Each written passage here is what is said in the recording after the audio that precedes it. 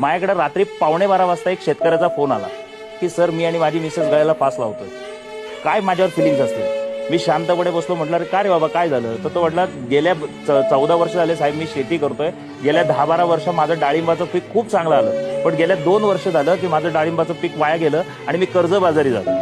तर मी म्हटलं मग.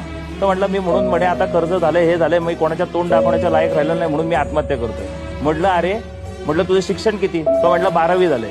म्हटलं तेव्हा किती % मार्क पडायचे. तर म्हटलं 50-60% पर्सेंटेजने मी पास व्हायचो. म्हटलं अरे त्यावेळेस 40% फेल व्हायचा. आत्महत्या तर तू तेव्हा करायला पाहिजे होती, आज कशाला करतोय.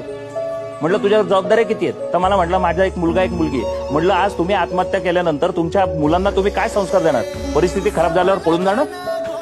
म्हटलं नाही. म्हटलं असं नाही करायचं. म्हटलं शिवाजी महाराज पण औरंगजेबाच्या तावडीत सापडले होते.